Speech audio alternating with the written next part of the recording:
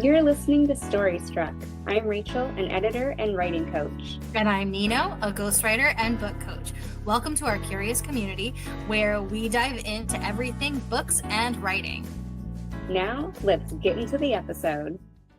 Hello, everybody. On today's episode, we have Troy Lambert, who's a jack of all trades. He is a prolific thriller author, book coach, and editor, and also the host of a podcast called Prose Talking Prose, which you definitely need to check out, and we'll have linked in the show notes. Troy, can you tell us a little bit about yourself and your epic writing journey? Oh my goodness. So the short version is I started writing when I was a kid.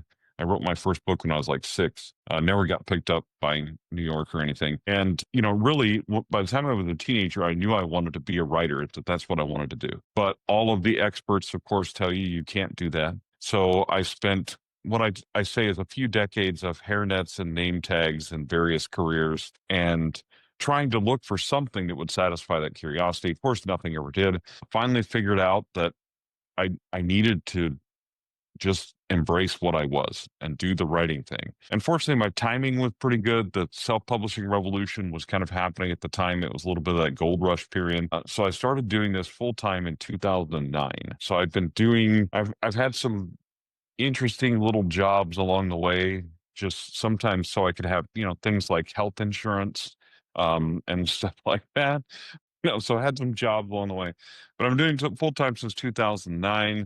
I have over 30 novels now, a whole bunch of short stuff, which we'll talk about. This year, I'm doing a project, which is why one of the reasons I want to talk about short. There's 2 reasons I want to talk about shorts. One of them is called the Solitaire Project. It's a short audio being released one a week for the entire year. And it was born out of in 2020. So in December 2019, this is getting off the topic of who I am, but it gives you a little bit of background. December 2019, before we knew 2020 would be 2020, I was like, I'm going to do 1 million words next year. I'm going to do a Millwordy. How many people want to do it with me? 40 on my Facebook thing said, yeah. And I'm like, what is wrong with you people? Did you not really understand what I just said?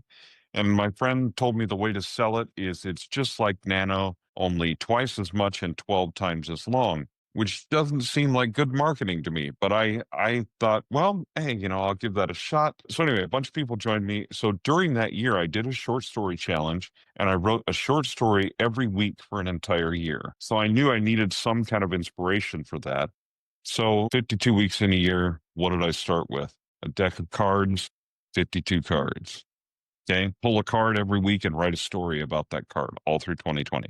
So all these stories, I haven't really done anything with them. Some of them I've submitted places, they've won awards, whatever. But I didn't really do anything with all of it. But I have this huge body of work, based on the theory that, you can't write 52 bad short stories in a row. That's what Ray Bradbury said. So I believe that guy, he's probably knows a thing or two about writing. So I did that. So when I was at a conference last year, Spotify was talking about how they're coming out with short audio this year, like short audio books and stuff like that. And they said, you got anything? I said, do I have anything? Yeah, I do. So anyway, so that's coming out this year. Every single week, a new episode comes out. And then there's some collateral stuff that's happening around that's going to be really cool when it all comes together. But anyway, So I've written over 30 novels, but I've also been in the writer education space for a long time. I've written some nonfiction books about writing, written some other nonfiction books, ghostwritten some books as well. I'm just writing all the time. My whole life is about story. I was actually talking to a client that I'm working with on this huge editing project yesterday. I'm like, my whole thing is story. That's my lane. Now it's kind of a wide lane. I do a lot of editing, writing, stuff like that, but story, the only thing I do. And it's just, that's it. That's my lane. So anything outside that lane, not really that interested. But anyway, so that's kind of me. Yes. Can I be you when I grow up? Because that sounds amazing. Full-time writing and talking about story. And I'm like, I'm working on it in my life, in my business and stuff. But oh my gosh, you're just living the dream. What I will tell you is it's a lot harder than people think. And the biggest thing is sustainability. So the number one thing that I tell younger people that want to do this, I want to do what you do. I go, well, first of all, my first piece of advice is to do something else because there's much easier ways to make a living, make money. So if you want to survive and have some nice things, there's easier ways to do it. Almost any other career that you could imagine was easy. Like, buy an RV, learn some chemistry, buy some car washes, sell some crack, whatever. But there's easier ways to like make a living and things your family will be prouder of. But anyway, but if you are going to do this, the main thing is to slow down and make it sustainable. So don't just focus on learning your writing and the writing craft. I love people with MFAs. I love them. But the thing that MFAs do not teach you is how to do this. What teaches you how to do this is business administration, you know, is business courses. And not that I don't work on my craft. Last year, I took, so people go, you're the plot dude. You know all about story. Yeah. Whatever, that's me. Last year, I took 2 master's level story structure classes on purpose at the same time. Don't do that either. That's really stupid. So you don't want to be exactly like me. You want to be like me without the mistakes. But yeah, it's a great life, but it is also, it has challenges that are just constant. So you have to be just ready for like the ups and downs, feast and famine never goes away. Like, so I wish I could tell you that suddenly everything gets steady and it's lovely and it's wonderful and oh, it's great and just come along with me, follow the yellow brick road. No, it doesn't. It just doesn't work that way. So I love that you want to do that, but I just offer it with a word of caution, and is that I know a lot of people who do this full time, and all of us work very, very, very hard constantly. People like, you work at home, you can do whatever you want. I'm like, yeah, if I don't want to eat, I can do whatever I want. But just the important things you got to take care of. yeah, You don't need to eat, you paying don't for need healthcare. mortgage, all that kind of stuff, then hey, who cares? So it's yeah. I mean, it comes with good and bad, like everything, like everything. So there are just sacrifices you have to make. And I just tell people the first thing is define what you mean by make a living. And if you mean I want a house in the suburbs with 2.5 kids and 1.5 dogs and a Mercedes in the driveway, you might want to rethink your life choices at this point rather than later on, because that is so rare. And it, majority of times, you're going to make a living at this. You're going to do it as a mid-list author. You're going to make a decent living. It's going to vary from time to time. You're going to have to constantly adjust to the market, but you get to live stories. That's Right. the And trade-off. one of our authors we had on, actually the first author that we had on, Casey Azell, she was talking about like writers write because we have to. Like it's Oh something that yeah. we constantly are drawn to. And so we do it because it's like kind of what we're meant to do. So it's, coming from a space of where I had the reliable job. I worked in healthcare. And so I had the reliable job, the good insurance, the consistent paycheck and stuff. And it's still just like, I just want to be a writer. And so I went to copywriting, and that's how I built my business originally as a copywriter. So I could make money while also becoming this writer that I am now, right? So, because I Oh do yeah. not have an MFA. I went to school for physical therapy, and so I don't have a big degree. Yeah, I don't either. And you know what I noticed too? A lot of people who go and get education in depth and stuff have a lot of like mindset blocks that they develop through that I'm like, Yes. oh, I never had that problem, because I didn't go to school to learn how to write. I just started writing and I just read some books. And so as a book coach now, helping people through those like mindset blocks is I'm like, wow, a lot of you Yeah. struggle with this. A lot of the book coaching, I don't know about you, but a lot of the book coaching that I do is actually what I do, what it boils down to. And sometimes this takes half an hour, and sometimes it takes a few hours of coaching and talking. What I basically do is somebody comes to me with an idea, and I say, that's an awesome idea. You have permission to write a bad first draft of it. Yeah. Now, do they need my permission to write a bad first draft? No. And I tell them, you know what kind of first drafts I write now? 30 some books in, written hundreds of thousands, millions of words. And I write a bad first draft and then revise it. So what you have is permission to write a bad first draft. Don't ever show it to me. I don't want to see it. Nobody wants to Yeah. see it, right? But write it, because you can't work with it until you write it. Right, until it's Now, out of there your are people that head. can edit. There are people that can kind of edit things in their head. But for me, until it's out there, like I'm not, I mean, I don't know what to do with it until it's out there. And the urge to get it out there, like the thing I'm working on right now, like I'm actually working on a couple short stories at the moment for a short story project. And part of the reason is because short stories make me money, right? And that's important. And novels make me money, but if short stories supplement that novel money and supplement that editing and book coaching money, then, and they do it perpetually, right? There's other things I'm doing that are those, this is zero effort. It's done. It's working in the background and I'm selling things and making money, right? And that's what I need so that I can write and spend my time writing and creating more stuff. So I need that residual income, not because I'm trying to get rich. I mean, it's never going to happen with the things that I'm doing, more than likely. I mean, it's possible, but it's not extremely likely, right? But it sustains my career so I can do this over and over and over again because I don't want to do anything else. And I'm not good at anything else. You know what I mean? Like, I don't want to do anything else. What would I do? And tell me, how would I re enter the job market now? Go to a political campaign? I write scary stuff that isn't true. I'm your man, your campaign, There right? you I go. mean, come on, Honestly, let's be with how real our about what's politics going have on. been. Oh I my know it's hard to write political thrillers right now. Yeah, I it's like, mean, well, we're just writing real life, so what do you, we'll Yeah. make it I mean, nonfiction.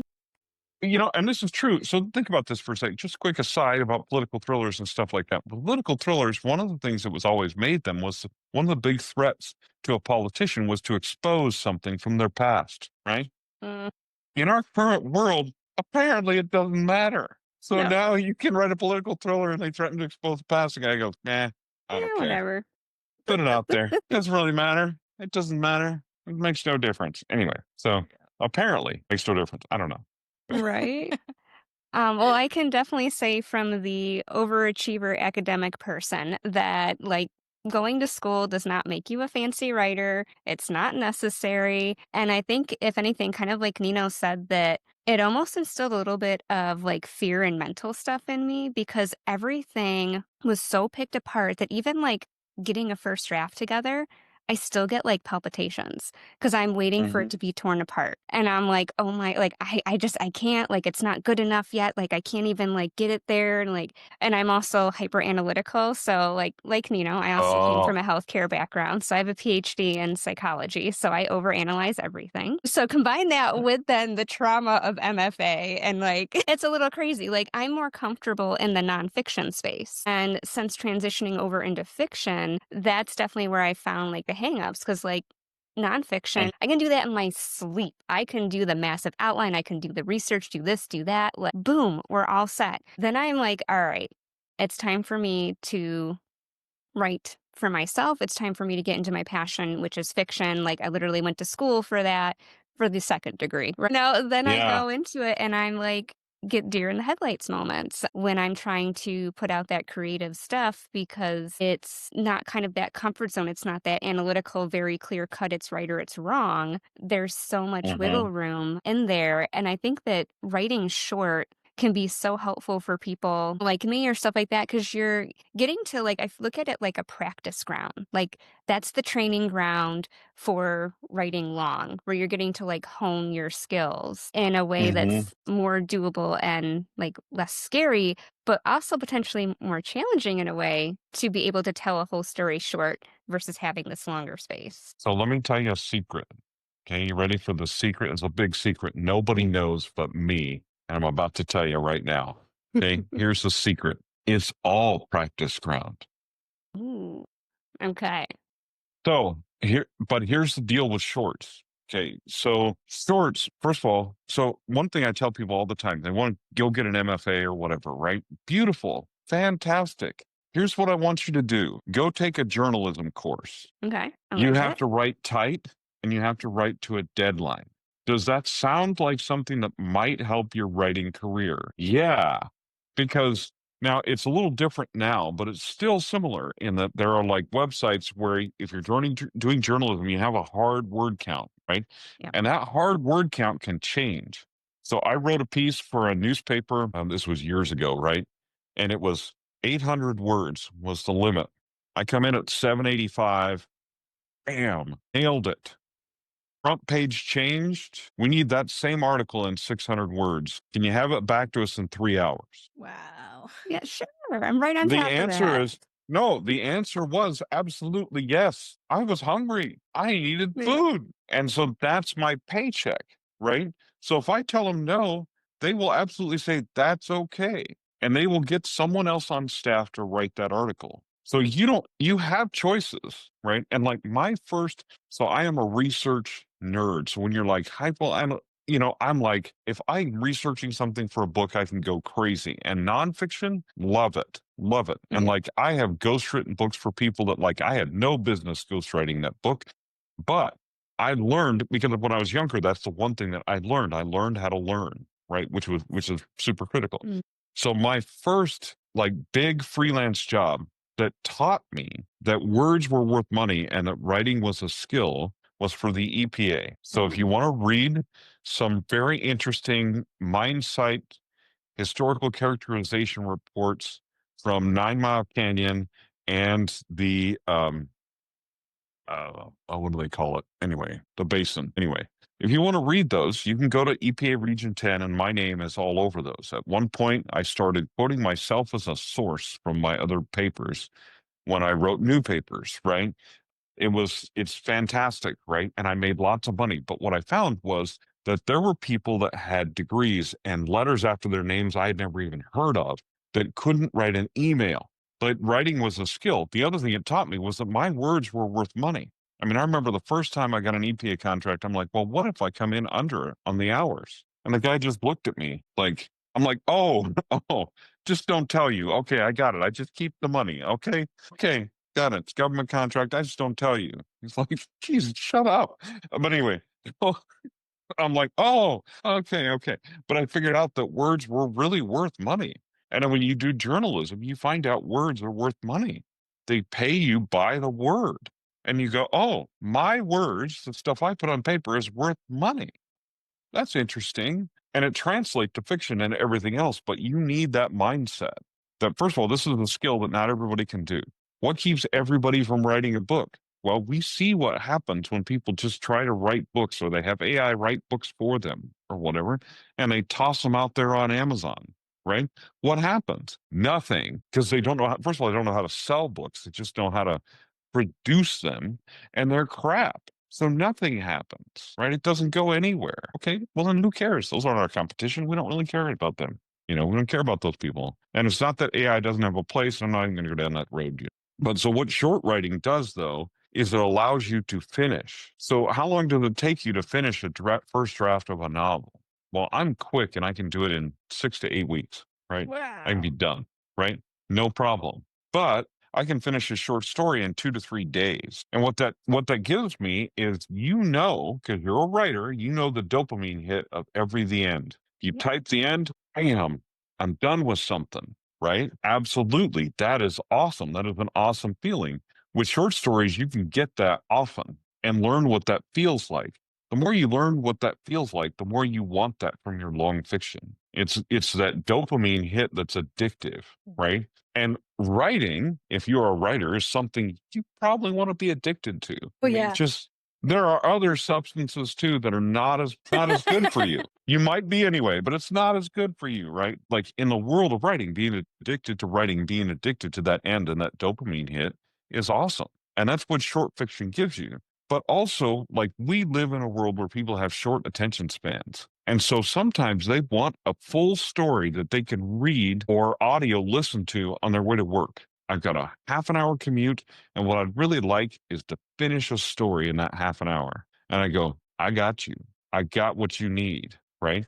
Because what do readers get dopamine hits from? From finishing a satisfying story, right? There's also room for stories in anthologies where you can put things together with other people. You connect with other writers in a way that you're not going to do it any other way, and you make money. And I'm going to show you. I'm going to show you how to make money. Then I'm going to show you a different book. This was our Kickstarter, Pulp Kickstarter. There are 13 authors in this book. A couple of them new horror-ish authors, but they include people like Dean Wesley Smith, Christine Catherine Rush, John Hemingway, who is Ernest Hemingway's grandson, myself, Vincent Zandri. And so there's 13 short stories in there, right? Ran a Kickstarter for it. The only way you can get this cover right here is on Kickstarter. So Kickstarter is over. Too bad if you didn't get one. You can't get one. I'm not going to give you one. You can't get one, right? You had to back the Kickstarter. We also had a limited edition hardcover signed by all 13 authors, right? Those were $500 and we sold them. So what happens with that though is when we do this in a Kickstarter format, you get paid as the author upfront for an anthology, which never happens. It doesn't matter which publisher you're with. If you submit to an anthology, you're not getting paid upfront. You get paid royalties on the back end, and because you're splitting them with 13 other people, they are pennies. But every author got paid upfront for this anthology for their story because we can do that through Kickstarter, right? So now we're doing more of these. So our next one is called True Romance, and we almost have our author lineup complete for it already, and we have a bunch of stories in for it already. But then out of that, so Vincent Zandri and I are doing these things called book blasts, where we write shorts, we can release them on our own or whatever, but then we release them together, one every month, every 6 weeks or so, and we release those together, and we basically call them book blasts, right? And it's short stories that people can read in a really short amount of time, 6,000 to 10,000 words, maybe. Be a little bit longer than that. The one I'm working on right now will end up around 12,000 probably. Just got to kill some people off and I'm done. But you know what I mean? Like that's a profitable way to do it. Submitting to anthologies is profitable. There's online magazines that are paying writers for their stories in various different genres. You can make money at it, but also you get your name out there to people that would not see your name otherwise. I'm not sad about my name being next to Dean Wesley Smith and Christine Catherine Rush. I'm not sad about that in any way at all, right? And the other guys that are in there that all have pretty big size following, because what it is a bunch of mid-list authors who are making money, not making Stephen King money or James Patterson money, but making money writing, and we're just kind of living that dream. Now, some of them have day jobs. Some people have day job. Vince and I don't. We sit around and talk about writing all day. That's our job. But others of them have day jobs or whatever, but they're writing constantly on the side. One of the guys we have in there has only 2 novels out so far. I mean, the rest of us are up in the teens and 20s, and he's got 2, but he's done a lot of short stories, and he's a super, super talented author, right? And so we brought him in. Like, why not? Right? That guy gets his name, guy that's relatively new in the author space, gets his name next to people that he dreams about meeting. And we're just like, hey, man, what's up? We've had Like, a couple authors talk about their experience with co-authoring, going into anthologies and things like that, and how it's like, can't believe I'm next to, like, writing with or one of these authors that I look up to so much, and like that experience as a newer author, because it's well, and I think too, like with the short stories, and like Rachel was saying, I'm sorry, I'm having a hard time getting my words out. that's okay. Just do it. You're not Just writing, do you're it. talking. Challenging. Which is harder for some reason, but the writing that short story for me was a gateway. I wrote a short story before I really got into writing my novel. And, that was my hang up, right? Is that I started a book and I'd get 10,000 words in it and I'd give up, and I Mm-hmm. had started like 10 books up until that point, and none of them made it past 1,500 words or 15,000 words. And so then I decided I had, this moment where I'm like, oh, okay, I'm going to write this short story. And I did it in like an afternoon. I haven't even gone back to edit it or anything. It was just like the act of going through it and finishing it and having that moment of like, okay, I finished a story and I think it's really good and I really like it. Now I can really dive in. And I did that in October. And in October, I started writing my novel. In November, I got 30,000 words or so written in just a month, which was amazing. It was twice as much as I had ever done in a book before. And then I was actually able to finish my first novel, which Rachel's helping me edit now. But Awesome. yeah, That is so really cool. it was such a big gateway for me. Oh, yeah. So, can you talk a little bit about how you guide people or how like any advice for people who are just wanting to start maybe writing short stories so they can have this gateway moment even if they never put it in an anthology? Well, yeah. So there's a couple ways to do it. And one is to just write whatever's there. But there are times when if you write a short story about your characters, so you get writer's block, right? You're 10,000 in and you're like, I'm stuck, right? Well, there's a lot of reasons you could be stuck. Most of them have nothing to do with your story or your characters. They have to do with your brain and getting yourself out of the way. Exactly the perfectionism thing. Okay, give it up. And I know that's easy to say and hard to do, but give it up. If you ever write a perfect first draft, please email me, call me, whatever.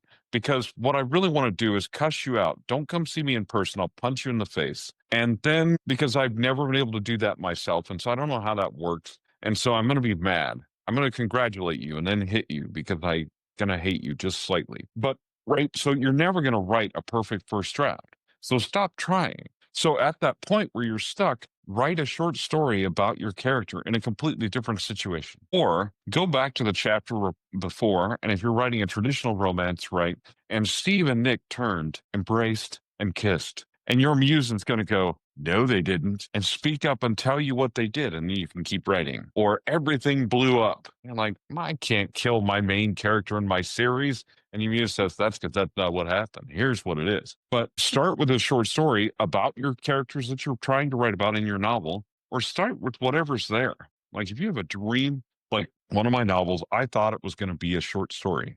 I really did. Because I woke up with this idea in the middle of the night. I'm like, what if this dude was driving to work and a body fell off the freeway overpass and landed on his windshield? Like, that'd be a little traumatic. I think it's a good way to start a story, right? It turned out to be a good way to start a novel. I didn't know that at the time. And the novella that I wrote right after that was like, it was the same way it started as a thought of a short story. And then it kind of expanded into a novella. You never know what's going to come out of those things, but write whatever's right there. Like you have something that's really burning at you to write, and you're in the middle of this novel that you're slogging through, take a break and write that short story.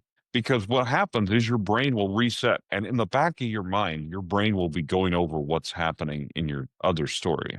And all of a sudden, you'll be like, you'll have these ideas. And you're like, that idea came out of nowhere. And the answer is, no, it didn't. It came out of somewhere, right? It came out of your subconscious. Because tapping into that, this goes into like the woo side of writing a little bit, but I love the woo side of woo writing. up in here. All right. So I Yeah. fought with tarot cards. This is just one bin of my tarot cards. Yeah, I mean, look, here's the thing. Okay, so there's a constant debate, and it's a debate I have never heard settled with any author, right? That to what I call a satisfactory conclusion. And the question is, am I writing these stories or am I channeling stories? And it's coming and flowing through you. It is a big debate if that's coming from somewhere in your subconscious or that's coming somewhere else entirely. I don't care which place it's coming from as long as it keeps coming, right? But so I think the reason that people get blocked a lot of times is you have mentally put yourself in the way of that flow. Get out of the way. The thing is, it's easy for me to say that. I go, okay, Rachel, get out of the way of your story. And you go, yeah, I'm going to do that.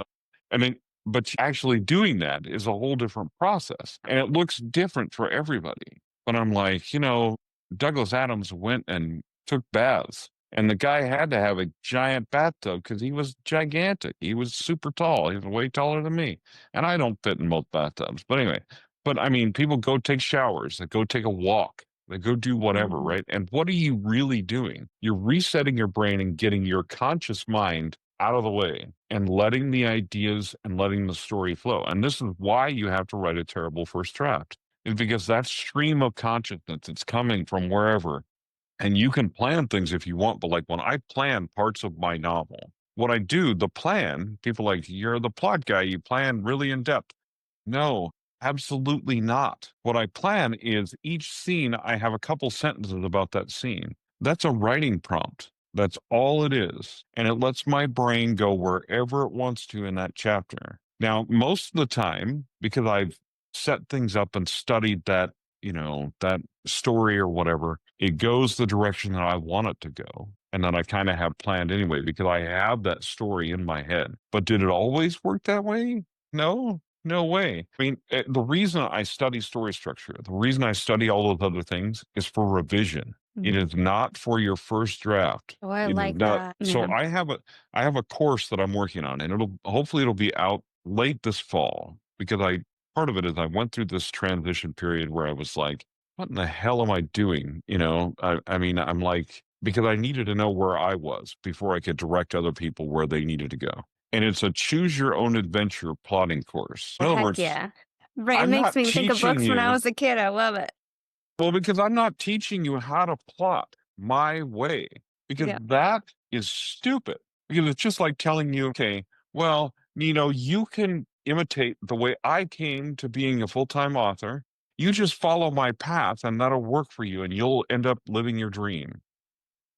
The way I became a full-time author isn't even possible in today's publishing market. You could follow every step I followed and you would fail over and over and over again, because it's not even possible. Also, it would not be your journey. You'd be like, you can even wear a bracelet. What would Troy do? Right? But you can't, that's not right. It's not, that's not going to get you where you need to go. Right? Finding your own path is the key. So instead, this course is designed to teach you to learn your own path, because I don't want you to follow my path. I want you, and I tell people this all the time, you can start. You have a writer you admire, you think their process looks cool, right?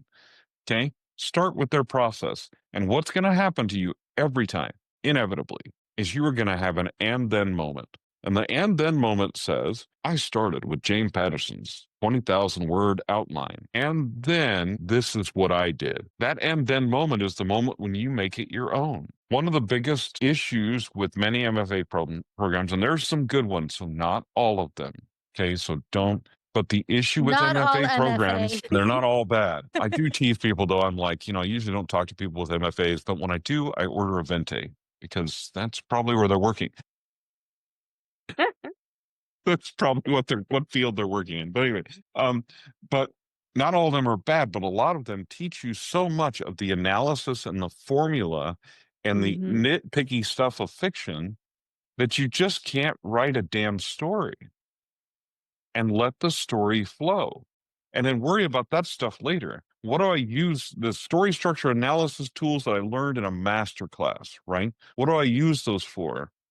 To hone my draft that I've already written. I don't keep in mind who is my primary viewpoint character while I'm drafting, because who cares? Like, it doesn't matter. Fix it later. Spend your time in revisions. Now, there are people who'll tell me that's silly and all that kind of stuff, and there are people who are like major planners, and that's part of the reason for this course being this way, is because everybody chooses a different path.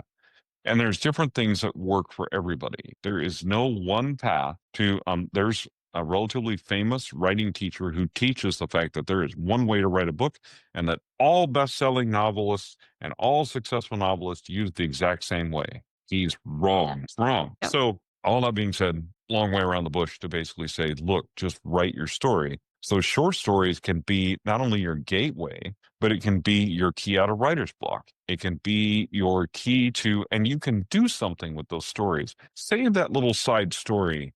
That's marketing material. That goes on your blog. There's all kinds of stuff you can do with that. It's not there's no writing time that's ever wasted. Like, you can almost always do something with that, or you learned something from doing that. Okay, awesome. Okay, the other thing I'm going to recommend, so I'm going to recommend something that's not mine, but that I find very helpful, and it's called Sustain Your Author Career by Claire Taylor. If you've ever We will read put the that in the show Enneagram, notes. We'll put that in the yes. show notes so everyone can check that out. Yeah, the Enneagram is, so she focuses on the Enneagram. She's the Enneagram coach. But what it does is it helps you identify your personality type and identify things that you can do without making yourself nuts, basically. Because there's some things people are going to tell you you have to do.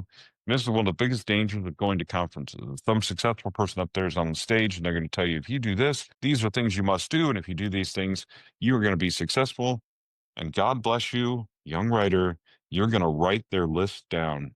And then you're going to go home and you're going to try to do that list. and you're going to find that you cannot do a large part of that list. Like, not maybe can't, like literally cannot. It is outside your wheelhouse or your ability, or it makes your brain explode to even think about it. But you're going to do it and you're going to try. And then you're going to say to yourself, I cannot do this list, so I can't be a successful author. And you're going to lie to yourself. Stop doing that. Listen to what they have to say, look at their process, and determine what parts of it work for you. Like Becca Syme always says, question the premise. Somebody says you always have to do this. You go, do I? Do I really? Because probably you don't. So it's just all of that's just caveat to say, look, there's a different path for everybody. Short fiction, I think, fits into everybody's path to one extent or another because it teaches you a lot about writing and it gives you those dopamine hits. But like you do you. You just can't stand to do that. Don't do it. You love flash fiction, man, write that all day long. So yeah, just anyway. Long Troy rants. No, I think Told you it that's was coming. great. Like, there's not a one size fits all model. I think we see that everywhere in life. Just from my psychology background, like everybody has their own journey and their own path. We all have our own unique experiences, and that is what fuels into our writing, into our passions, and our journeys are all different. Like just looking at all of us, all of our journeys to getting to writing were different.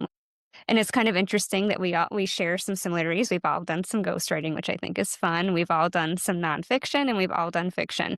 But the way that we've gotten here are different. The types of stories we write are completely different. And the way that we plot and work through books and edit books are all completely different. But we are all actively writing. So like just looking at the three of us, you can just see the diverse range of backgrounds that we have, methods that we take to doing our stories. And so like I talk with authors about author voice and like telling them try on different styles, kind of like you were saying, Troy, of, try on that writing method and there's going to always be that, next moment, but then, and same thing here with trying on author voice or a plotting method, like try the things and see what you like. You may discover, wow, this is the light bulb moment. This is so cool. I'm going to add this into my writer toolkit, but that thing, absolutely not. And now you've tried it and you know. And so the things that aren't working are just as important as what's working, because that's what's going to get you into a spot where you can get into that flow state and you can start to build that confidence and release some of those mental blocks. Absolutely. Absolutely. You need to know yourself and your own path. Everybody's path is different, and there's only one way to find yours out, and that's to start walking. And I Figure it think out. too, with, like you were talking about that book where she uses Enneagram, like I think that you can look at some of these personality tests, some of these like astrology. I use astrology personally, human design is another one to look at. There's all sorts of different self-reflective tools that you can find and integrate into like, okay, how does this apply to my writer's life, my writing experience? Let's see this thing about where I get stuck on things. And so like, okay, I'm a 3, and so that means I get stuck on XYZ. And okay, how can I break free from that? And looking at different methods that are like I tell everybody all the time, like one of my favorite methods, if I'm feeling really stuck, I have a tendency to overwork and then I hit a wall and then I get real bitchy. And so like my thing is I go outside and I sunflower myself. It's 5 minutes I can do in between meetings, in between calls with people, and I just put my feet in the ground, close my eyes, tilt my head up to the sun for 5 minutes. That is like that reset, right? To get you back into your body, because, when you're an overthinker, you kind of get like stuck in here for a while. So it brings you back into your body. And so, there's all sorts of different modalities and resources that you can find to navigate through this path. Well, for sure. As a writer, one of your jobs is to, in my mind, is to know yourself and figure yourself out. And I'm just going to tell you that self-work is really painful. Like the first time you do strength finders and you do the Enneagram and you figure out some of these things about yourself, or whatever personality test you take, or whatever you do, whatever tools you use to get to know yourself, that inner work is really tough. It actually kind of sucks, because you realize, man, it's like kind of like tracking your time. Right? You put a time tracker on your computer, track your time for a week, and see how much time you actually spend on Facebook. just be ready to drink the first Sunday you look at that report because you're going to want to. You're going to realize you spent hours on something where you really don't want to be. So, I mean, then like, what are you going to do about that? How are you going to fix it? Right. And I wish there was an easy answer, but it's all about looking and doing that inner work and then going, the more work you do, the more work you realize you have to do. The other thing is to be kind to yourself. You're kind to other people all the time, and you would not talk to them the way you talk to yourself sometimes. So stop and think about it for a minute and be like, hey, don't talk about me that way because you wouldn't let somebody else say those things about you, but you say them about yourself because you're discouraged and you're upset and you're beating yourself up. Don't do it, right? And I know it's easy to say, again, hard to do, but if you can stop in that moment and say, what am I actually doing? Because what you say and what you think are the things that you're going to do, right? One of the best things you can do is go onto your LinkedIn profile and change your occupation to author or writer. I love it. Own it to the world. Own it and make it public. Yeah, Yeah. absolutely. Because nobody cares if you work at 7-Eleven anyway. I mean, it doesn't really matter. Like, author then gives you a thing of like, this is what I'm doing. I'm going to be, this is what I'm going to be. And that's how you can work towards being that. And that right? that mindset shift, like those words have power in your mind. Rachel can probably talk to this a lot more than I can, but psychologically, like the words we say feed into our belief system and how we then move in. And so changing that to author, I have a client that I'm working with now. His book is finished. He's prepping for publishing, and he's just like, I'm not an author. I'm like, bro, you finished a book. You're an author. You've done it. You're a writer. It has happened. Even if you never write another book again, you are an author. And it's like about bringing around that like mindset shift and stuff. And that's, I think one of the things that causes that writer's block, obviously, but then also like prevents people from even moving further into what they're wanting to do with their writing is because of, having to do that self-reflection. Well, right. Even getting a short story published and earning a few bucks on it, you can say, I earned money as a writer, which means I'm technically a professional. Absolutely. And kind of as we wrap things up here to tie into what you just said, Troy, if someone is looking to kind of make a little bit of money on their short stories, do you have any kind of quick advice for what they can do to find somewhere to submit their story? Oh man, Google searches and your peers are your friends. The hardest thing about that type of advice is it's so genre dependent that I like for me to tell you this is the place to go. It's the place to go for mysteries and thrillers, right? But then you're like, well, I write queer romance, whatever. Okay, there's market for that, but you're going to have to go find that market. So the truth is you're just going to have to do market research, but think about where do you read short stories? Where do you put short stories? Where do you like to find them, right? Or your friends, where do they find them? And then literally don't be afraid to send your stuff to any market anywhere. You think that's too big, they're not going to pay attention to somebody like me. If you got a good story, it doesn't matter what your name is. A lot of them have blind submissions. We don't know who the author is when the submission comes in. We just read the story for the sake of the story. If it's good, you're going to get in. So don't be afraid to do that kind of thing. Don't be afraid to apply for awards and stuff like that just because you're like, oh, well, some big name won that award last year. Doesn't matter. Doesn't make any difference in the world. So. And is this something that they may be paying to submit to, or should they look for ones that you aren't paying to submit? Or So there are some contests it that you can, it depends because some contests you submit to, you can win prizes, right?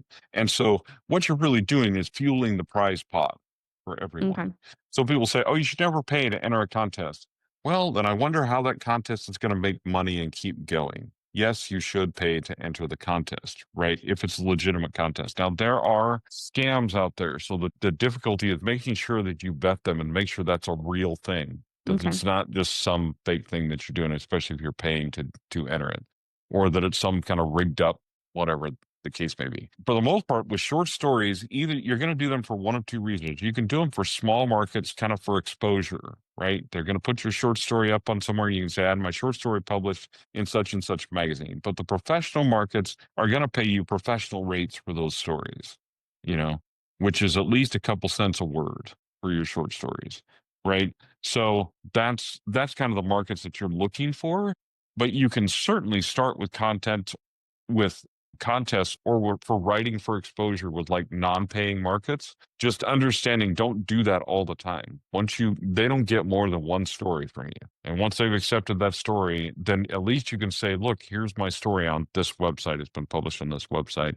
And it gives you a little bit of credibility when you go to, submit to some other story market that actually does pay. But for the most part, with short stories, you need to be looking for market to pay or anthologies to pay. I mean, a word of advice about anthologies. Anthologies don't pay squat usually, so don't expect to make a lot of money off of them. But being in an anthology with some other big names certainly does not hurt your author career. And it also gives you that good feeling of, hey, if you get a check every quarter for 50 cents, at least you're making something off of those things. So again, another advice from the same advice from another author is community as a writer is vital. Every single author just about that we've had on has mentioned this, how important community is and connecting with other writers. I know as writers, I'm literally drinking a bottle that says Booktrovert right now. Like, we want to just be in our little caves, just working on our books and reading all the time. But we have to get connected with each other because together we rise, quite literally. Yes. And I would just tell you, don't ever be afraid to ask an author if you want to co-write something with them. Don't ever be afraid to ask. We're always looking for fun projects to do. When you're a pro, man, you just want to have fun, right? That's the whole reason we got into this whole game. So like I wrote this book, Unreadable, with CJ and I. She wrote it as CJ Risk. And it was one of the funnest books that I've ever written. And it was super, super enjoyable, right? And we loved that book. And it's fantastic. It was super fun.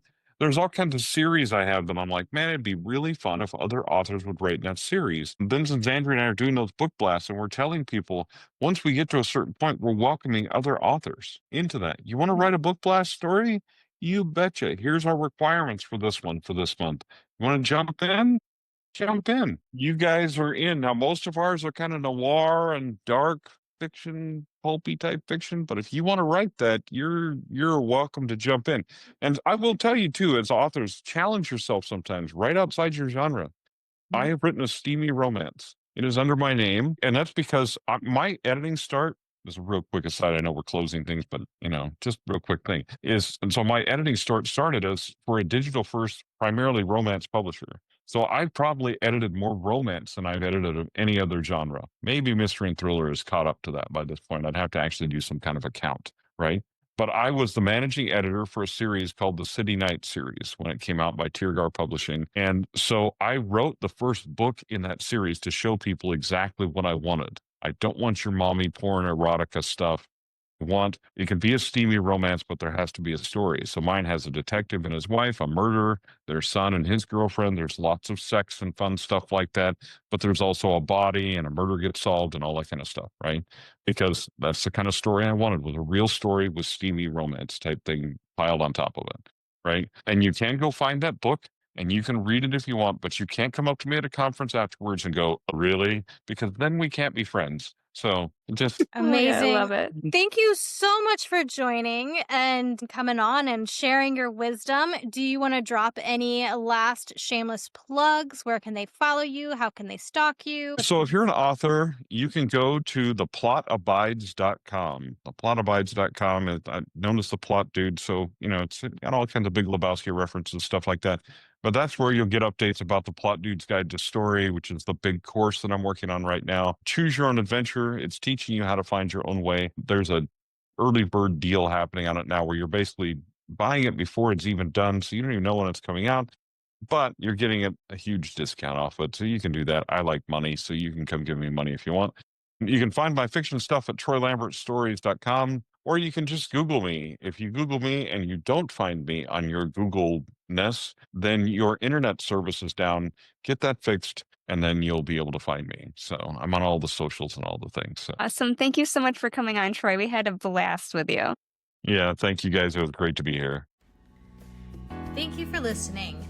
Check out the show notes for details and links from the episode. And And don't forget to subscribe and follow for more. Special thanks to our composer, Micah Silverstein. Enjoy the rest of the music.